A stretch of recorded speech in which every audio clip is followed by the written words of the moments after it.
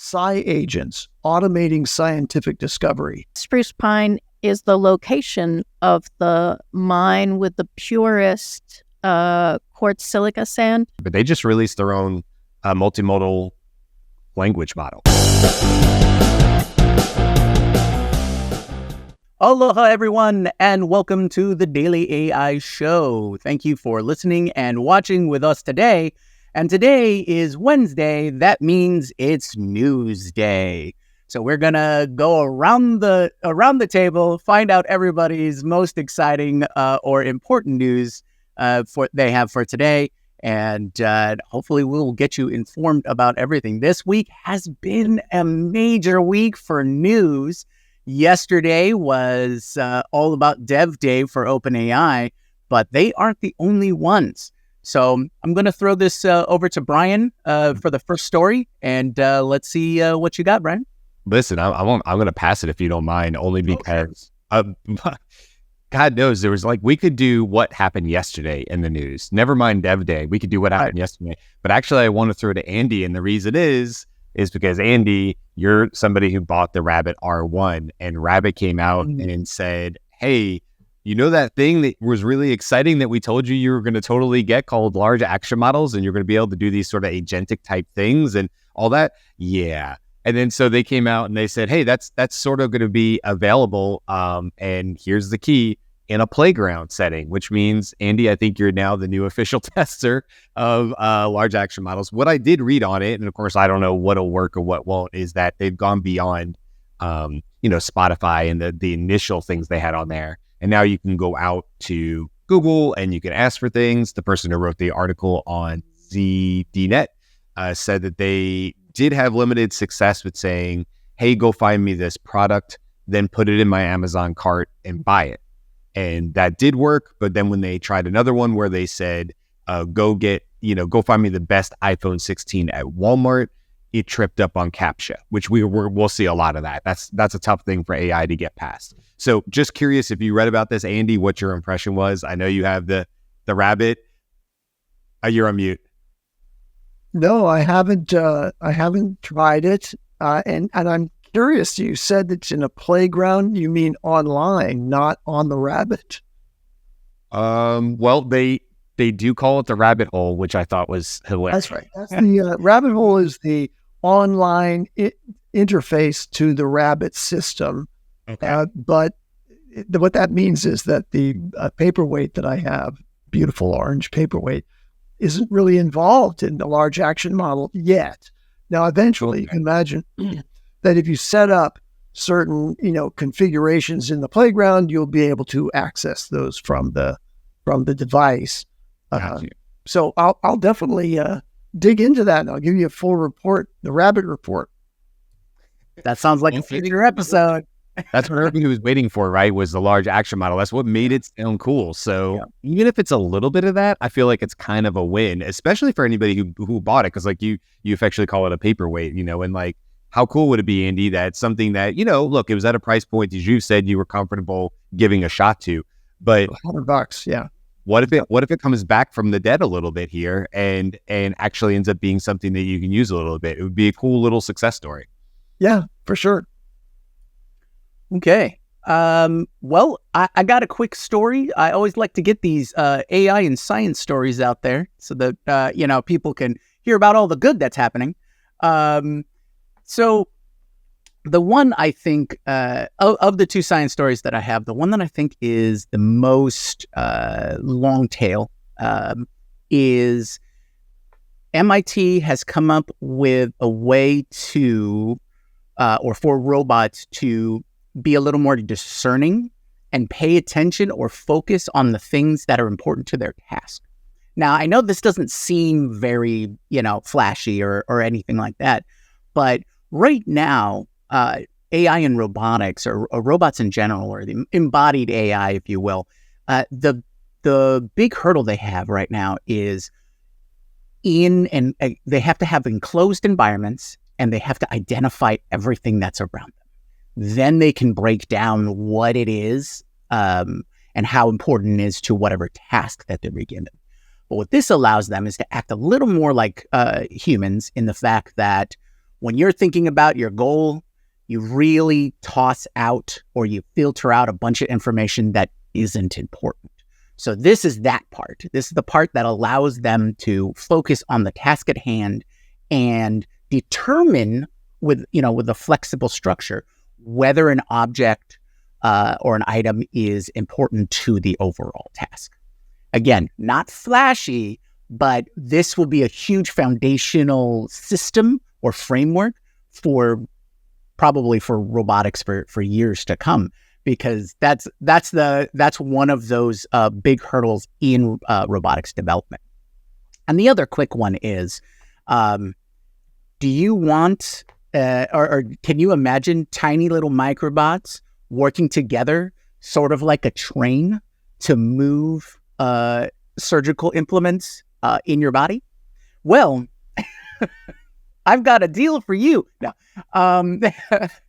Apparently, one of the harder things to do right now involving microbots in the human body for surgeries or drug deployment or any of those medical procedure is they're tiny. They're weak. They can't move like a camera or a surgical tool through the body very effectively because they just don't have that torque or that strength to move things around.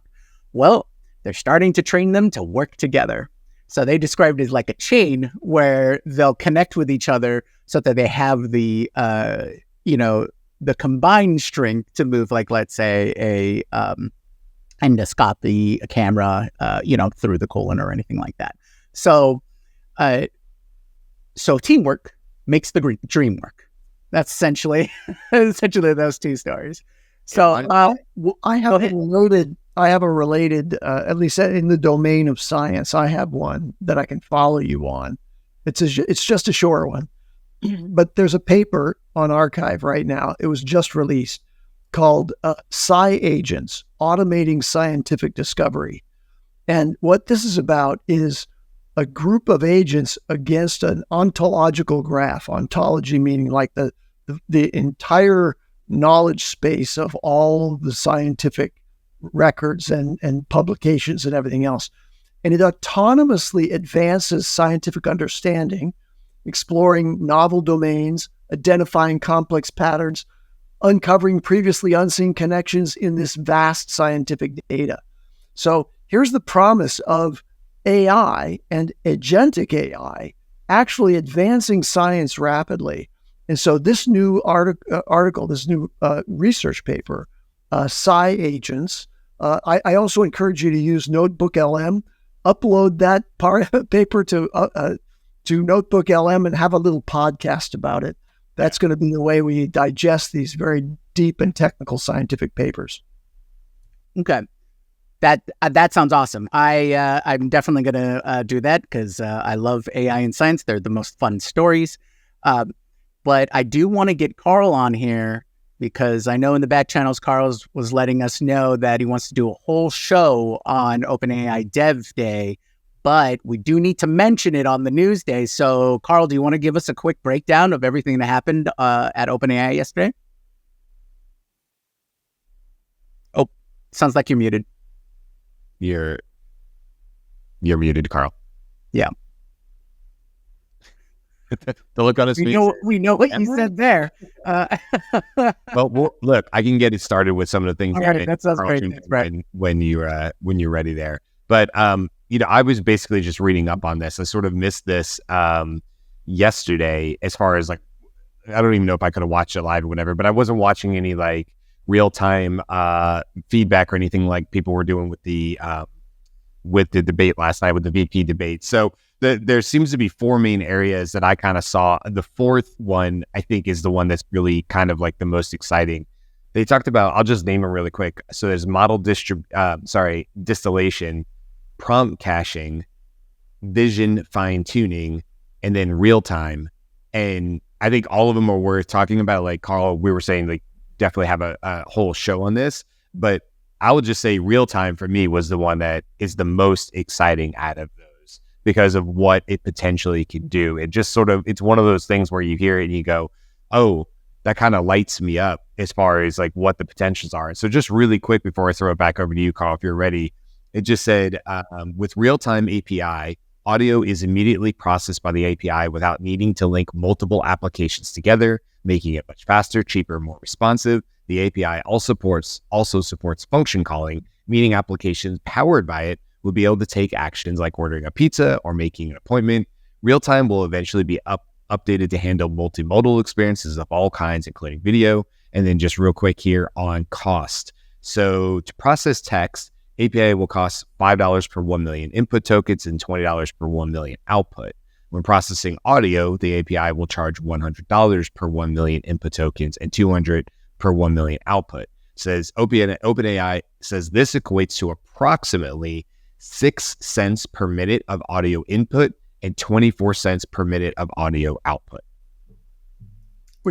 Which is really expensive. Very. Like if I'm going to write an application and you're going to be talking to it and chatting to it at a quarter every minute, that's going to add up to dollars very, very quickly. So anyway, go ahead, Karl.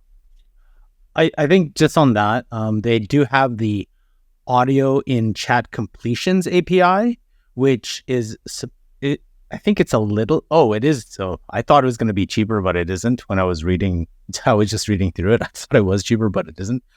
We can all assume these costs will go down, but I think the more important part of this, because we've seen all these costs, especially, I really was interested in the prompt caching that Claude already had, Anthropic had. Mm-hmm. Now they've implemented here, so everything just gets halved even more. I think the key thing we have to look at is, let's go beyond, because we're going to do a show on this anyway, but think about what was also, and whoever wants to, talk about this a little more, Microsoft Copilot came out, or the updates to it, I think was released yesterday as well. And their big focus was on voice. Meta has voice. So if you combine all these things, a lot of the future interactions with software applications has voice. Everything's pointing towards voice, which is I'm more excited about that aspect, because if you think about websites, any app that you use, there's a lot of like you flip, swipe, text, especially on the website front, especially business interactions. I think though, where that changes a lot of the things, let's say we're walking, driving, running, biking past whatever business, instead of having to look it up, you just talk to the business. Hey, how much do you cost? What do you serve? When do you serve it? When can I come in? All those things that people look on websites to consume, you can now ask it if trained that way. And now imagine, having the agents on top of it, your voice becomes an actual true voice command. So everything that Siri and Alexa, Cortana, all those, the vision of that, a decade ago, a little bit more than a decade ago, that actually can come true pretty quick. And we saw the demo where I think Twilio, I think that's how you describe it, and the real-time AI, API, I want you to order 400 strawberries, and it called the guy's phone and ordered 400 strawberries. Can't pay it by credit card, paid it by cash. But I think that's, to me, the broader implication of how does our interactions online change now with everybody being able to build with things like that. Yeah, I just want to highlight that the real-time API enables a wide range of app developers now to deliver the impressive demos of the natural language interaction, really sophisticated voicing of the AI, build them into a wide range of applications.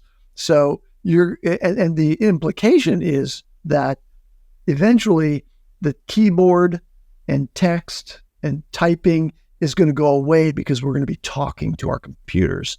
All the apps that are now, basically requiring that you type into them, those you're going to be able to talk to very fluently and get fluent responses back. And so there's going to be an explosion of app developers and other major already existing apps incorporating voice interfaces to their applications. You could. Yeah, I think I'm really excited. I'm really excited to see what's going to be made.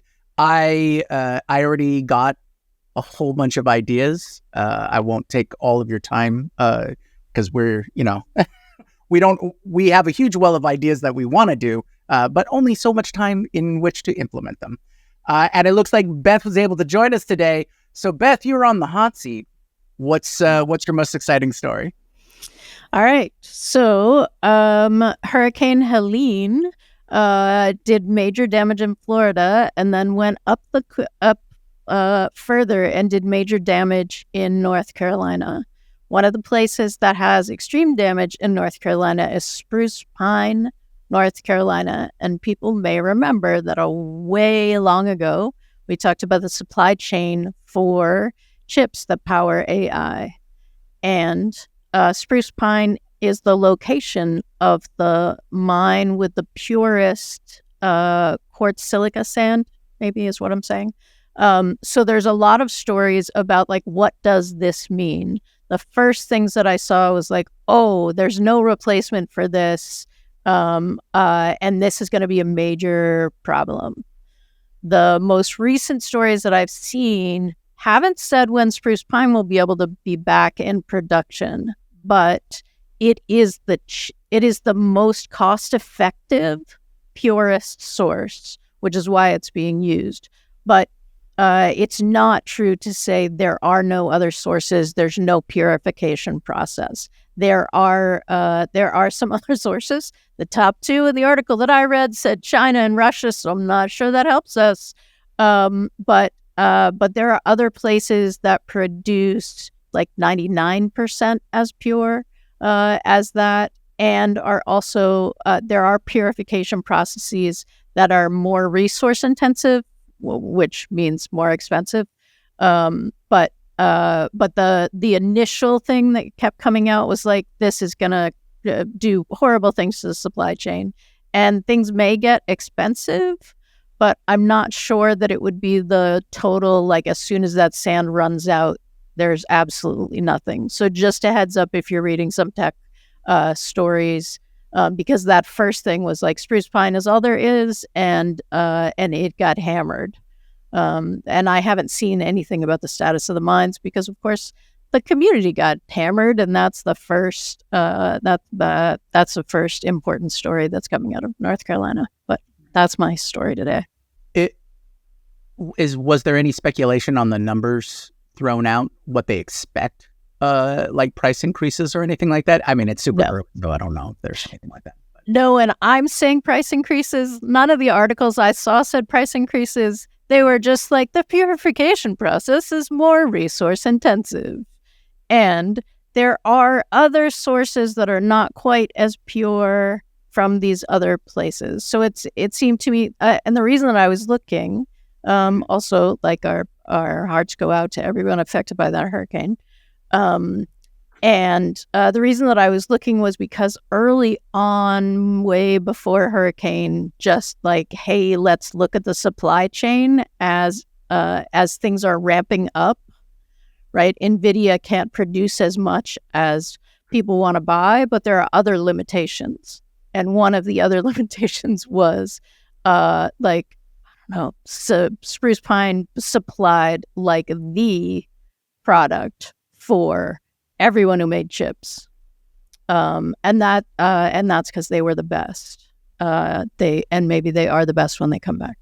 But I have two chip stories just very quickly. Yeah. So the first one is that Google has combined AI and chip design with what they call the alpha chip reinforcement learning method for designing chip layouts. So you can imagine how complex the layout is of a chip. And in order to improve its efficiency, you want to have the parts of those trillions of transistors that are in those chips, really nanoscale things that are going to nanometers is the way they measure these things. You want to have them laid out in such a way that the right component parts are near the other component parts that they work with most frequently. So anyway, this speeds up the design process of chip floor plans, as they call them, and makes them more optimal in terms of performance. And that same technology was used to develop Google's tensor processing units, which are, in fact, an alternative to GPUs, graphic processing units. But this new system, alpha chip reinforcement learning, will be made more widely available, I think, for chip design. The next thing is that Cerberus is a chip company that filed yesterday for an IPO. Now, Cerberus is the leading company that could challenge the dominance of Nvidia in the long run because of a proprietary architecture that they've developed that removes the bandwidth problem. A lot of the time that's taken in inference is shuttling information from memory to and from outside storage to memory in the chipset. And so what their system does is it does an amazing job by putting 44 gigabytes of on-chip RAM, which is 880 times more memory capacity than the Nvidia H100, but not quite so many times the upcoming Blackwell series from Nvidia. But still, it's an order of magnitude larger in terms of its capacity to do this really rapidly on the thing. So they're getting public financing now, which will allow them to really push harder and faster to try to challenge Nvidia in the chip space. That sounds good. More competition is always good, right? Especially in the pitchforks and shovels. There's lots of room. There's lots of room for players like Grok and Cerberus to take a piece of the market out there because there's more demand in the market than Nvidia can even supply. Right. Real quick, speaking of Nvidia, I don't know if people predicted this or not. I wasn't really thinking this because you think of Nvidia and how the monumental success they've had or whatever, but they just released their own multimodal language model called NVLM 1.0, and it's already supposed to rival. Now, look, we know every one that comes out rivals GPT-4 or whatever, whether it's actually comparable to 4.0 and things like that. I'm not sure. But Nvidia kind of getting in the game, where they're releasing their own models. They're not short on cash. So if Nvidia wants to build their own data centers with their own hardware and then put a lot of compute towards building their own language models, well, I would certainly say they have a good shot of being very, very competitive. So where we're seeing OpenAI and other big players here looking to invest and create their own chips, their own hardware, you have Nvidia, who's known more for hardware, now dipping over into the language model side. So I don't know if this means in 10 years we just have three or four companies at the top and they all do hardware and software because they have to, and maybe they're all in energy at the same time. We've talked about that several times. So in 10 years, do the top 3, 4, 5 companies all own nuclear reactors of some size, all have data centers, all create language models of whatever the most advanced multimodal, whatever we're calling it in 10 years. And they all create their own hardware to run and implement, and it's proprietary and all that. I think there's a really good... That's an insightful future vision. I think that's right. I think that's right. Yeah. So anyway, just wanted to bring that up because that's kind of a big deal. And that also came out yesterday on the 1st. I mean, October 1st, I think everybody was literally waiting for Q4 day one, and they're just like, drop it. There's an insane amount of stuff that came in yesterday. We haven't really even talked about like some of the Microsoft with their, what's it called? When they can see everything. What's that called? When they can see everything. Recall. They relaunched Recall. Yes. All I wanted to say was sorry. I was like, what? See everything. What is it? Yeah, no. By the way, right. Is the best at that. Like every time I forget a word, I think Beth guesses it right. Which is after 300 plus shows, Beth, we're just locked in here. We are locked in. Also, send your kids to improv camp. Listen. So Microsoft did announce Microsoft Vision, or Copilot Vision, I should say, which allows Copilot to see the web pages on your screen. So as you're surfing around in Edge, Copilot now is reading what you're reading. There was a company way back, I mean, like last year called I think it was called Recall or something very similar, that literally did this exact same thing, where it would record everything that was on your screen. It would record everything that you were, speaking to it. And I think it just never gained traction just because it was a small company. I actually downloaded, there's like one, it was actually a competitor to another one that was first started. And I downloaded both and they're both recording. I was like, this is ridiculous. Why am I doing this? Because I'm not actually using this. So within like a couple of weeks, I was like, just delete, because I think it was interfering with something. But it's very funny that Microsoft brought it in, faced backlash because it had major security vulnerabilities, and then came out with it again. So we'll see if people actually use it, or like, I don't know. 2 weeks that I was using it, I never ever needed to go back and like, oh, on Thursday I was talking about this. I was like, well, I don't know. Maybe with voice, I can go back. I think you just nailed it. Right? It's good enough where Recall is taking screenshots or whatever, and it's sort of keeping that multimodal memory. And it gets to the point where you can easily have conversations with your computer or device about things that happen. I 1,000% see me using something like that, but not tomorrow. Like, I just think it's going to have to, like, there's some other things that need to come together as far as agents to make that all sort of seamlessly make sense to me. I could definitely see that, though. I must open up 100 different tabs on any given week with what I do for my main job. Never mind what we do for the Daily AI Show, which is its own beast. I could see it being really helpful to have that sort of multimodal memory kind of sitting there somewhere where I can go, hey, what was I looking at, and what was the thing, what was like my process for looking at it, and so that if it had understanding of maybe 3 or 4 or 5 different websites, so it was watching sort of the chain of thought as I was bouncing from place to place, and it could regurgitate that back to me and say like, well, you sort of left off on this at this landing page. You had looked at the 3 of them beforehand, and the common thread between all of this is that you were thinking on this path. Thanks. I know exactly where I need to pick this up. I'm updated now, and I'm moving forward. Because there's so many times where I get sidetracked.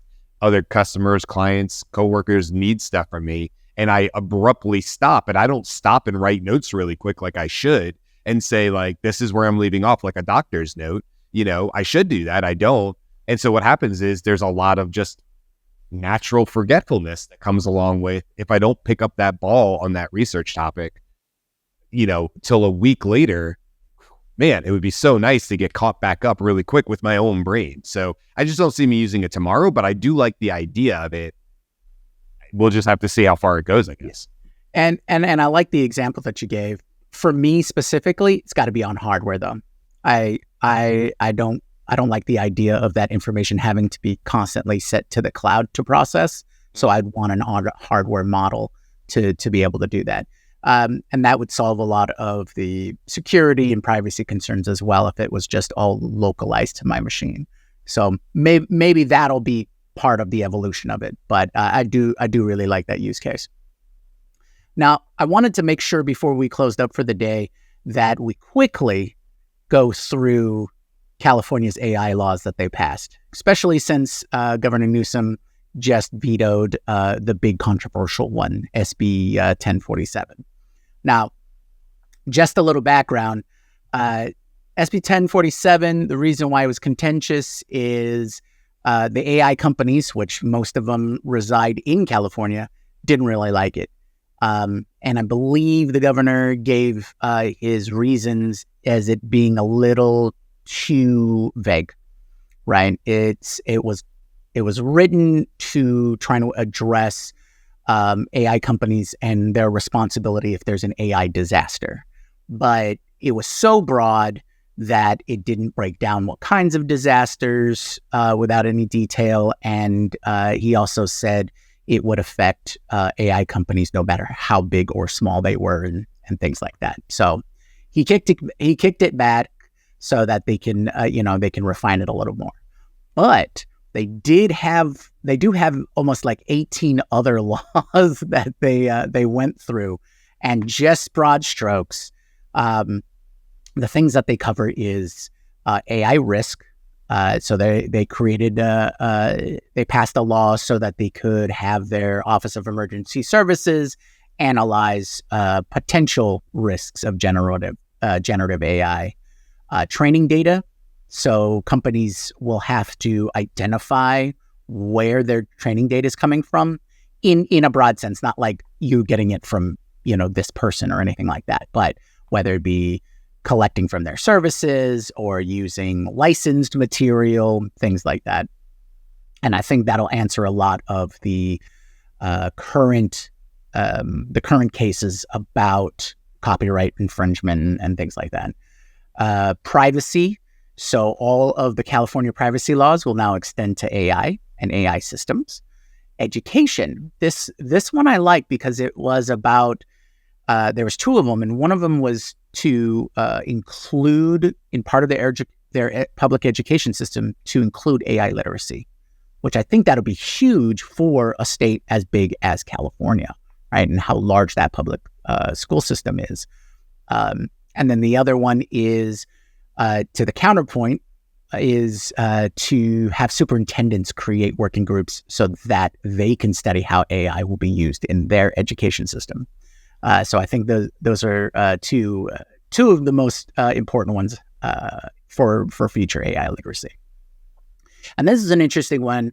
I would have glossed over this if I didn't think about it in this context. But they came up with a law to define what AI is, right? So a lot of nomenclature, a lot of different definitions are thrown out, especially in the tech space. Like everyone does not have a standardized AGI definition or anything along those lines. And so California is now defining artificial intelligence as an engineered or machine-based system that varies in its level of autonomy and that can, for explicit or implicit objectives, infer from the input, receives how to generate outputs that can influence physical or virtual environments. That sounds like a legal definition for sure. So we'll see if there's any loopholes or if that's got to be updated. Then we also have healthcare, AI robocalls, deepfakes, watermarks, and how AI can be used to generate actors and digital twins and things like that. So a lot of information to unpack there, but I figure we give it some broad strokes.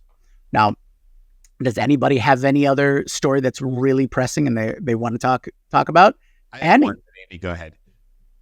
So I wanted to hit this one because it's fresh and it's relevant to what we began discussing yesterday, which is AI and its impact on productivity, near term and in the long term. And this is from a recent study from a company called UpLevel. UpLevel is a software engineering management analytics dashboard company. So you can imagine big engineering departments in enterprise have this product, UpLevel, tracking the productivity of all of their engineers. So, GitHub Copilot is one of the most used coding assistants out there. And they reference their studies saying that developers are able to write code 55% faster with a coding assistant like GitHub Copilot. So you see a huge amount of things. But UpLevel's analysis says, wait a minute. People are saying this is really helpful for our productivity, but they're also saying, you know what? I'm kind of having to be more of a code reviewer because faster doesn't mean good. So UpLevel's study measured engineers' output and found no significant gains. And use of GitHub Copilot introduced 41% more bugs. Hence the idea that they have to be a code reviewer now. They can generate code a lot faster, but they have to be a code reviewer. And the study measured pull requests, cycle time, and the time to merge code from the engineer's local branch into the repository, and all the way through the cycle throughput. And the number of pull requests in totality found no significant improvements for developers using Copilot. So caveat here on productivity for coding, which we assume is really active. And I don't think people are going to walk away from coding Copilots now, but it's not really delivering the productivity gains necessarily at the enterprise level that we expected. Right. And it's like a different skill, right? It's a different skill set. So if it makes your coding faster, but you're not fast at identifying the problems, then that's part of, but like nixes the efficiency gain for building code faster. And that's one of the things that O1 was supposed to do really well, right? So maybe it's a combination of models.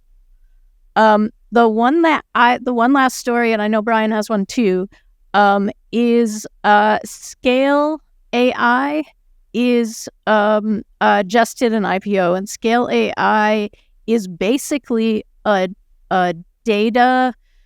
It's a data company, and it provides really good data.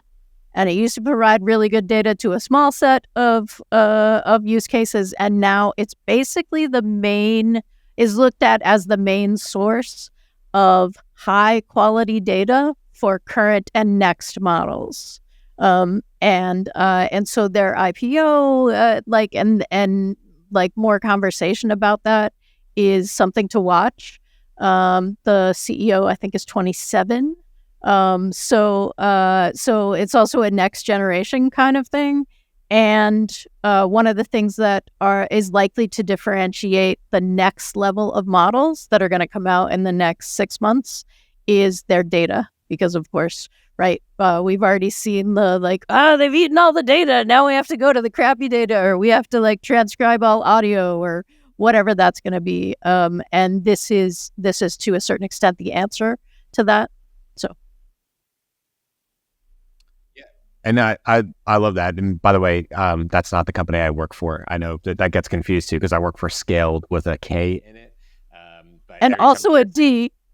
This is Scaled. Scaled AI versus Scaled Consulting, yes. Who does AI consulting. So data versus consulting. Yeah. It's always funny when I see that, because they're like you said, they're growing into a massive company. And people every once in a while be like, oh, Scale AI. And I'm like, no, not that company. And I only had one thing really quick, and I just thought it was a funny tweet, X, whatever you want to call it, post from Pika, who you might remember from several months back, came out with some video tools, text to video and things like that. I just love the way this starts. This is, sorry, we forgot our password. Pika 1.5 is here. So I just love that, because we just haven't really heard a ton from them. I kind of knew this was coming only because I actually saw the post from Ethan Malik on LinkedIn, talking about using it and creating some visuals and things like that, some videos. So I haven't played with it. I don't know, obviously it just came out. I remember messing with Pika back when it first sort of launched. So, yet again, I think we're seeing this again and again, which is, where is Sora, right? Well, as we kind of heard from Karl last week, it kind of makes sense at this point not to release Sora. If Sora can only do what they first showed several months ago, because now there's several tools that are very, very similar. Kling out of China, Pika. There's 4 or 5 others that are doing very good, either text to video, longer form video. Pika's talking about how they can do bigger screenshots, mind-blowing Pika effects. I don't even know what that means. That breaks the law of physics. There's more to love about it.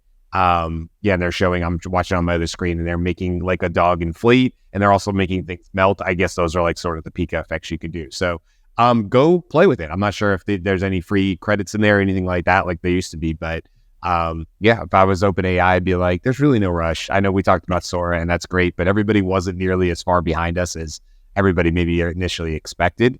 Now it's they're going to have to come out with something, I think, that's a little bit more higher end. Right, because they have to live up to their steamroller effect, right? Yeah. Sam threw the gauntlet down months ago, saying, "Well, if you're basing something on now, we're going to steamroll you in a few months."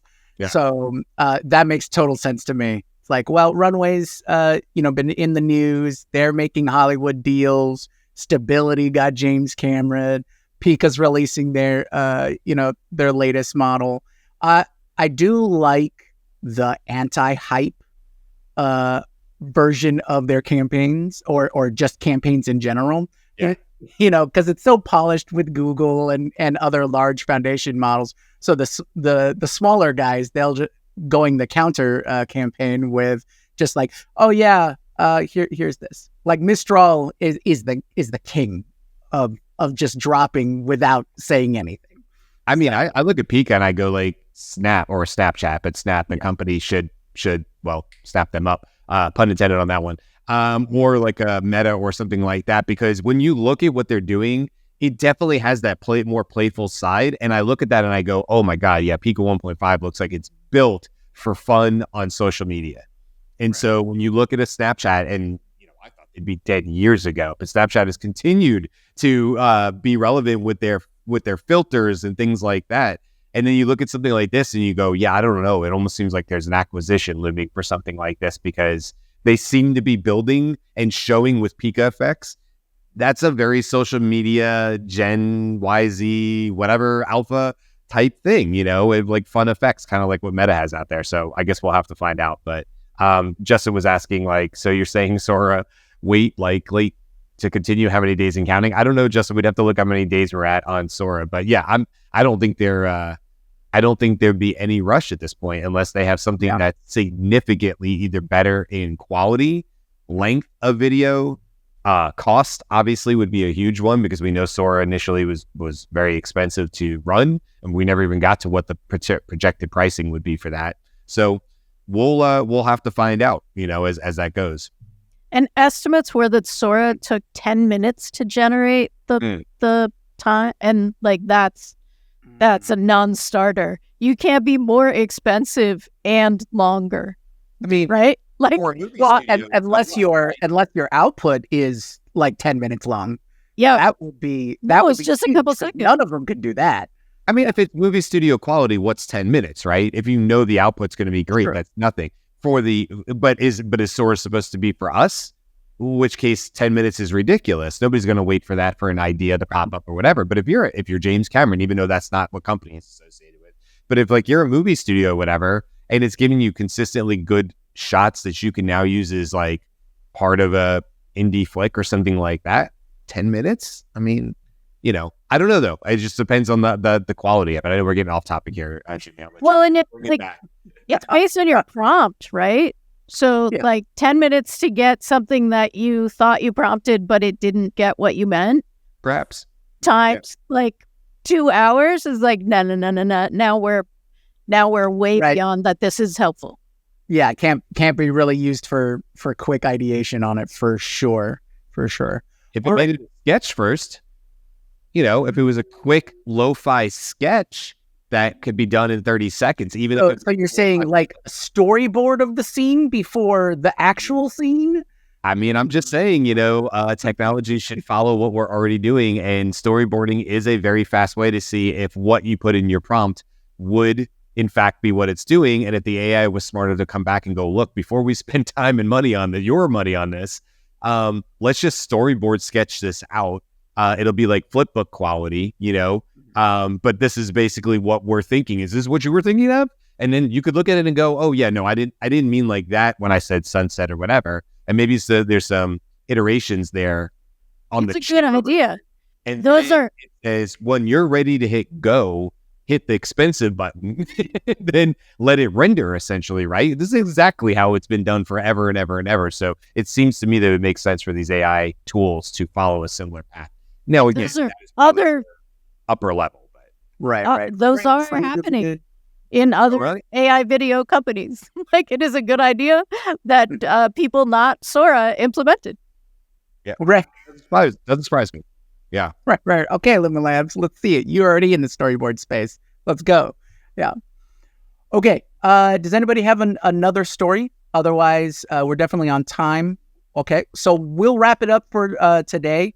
Thank you everybody who joined us for the stream, and everybody who's in chat. We love seeing you. Some always great conversations there. They always make me laugh. I love it. We've got a couple more days in the week yet, coming Thursday and Fridays, where we'll wrap up with our bi-weekly. So definitely stick around for the rest of the week with us. And remember, there is that newsletter.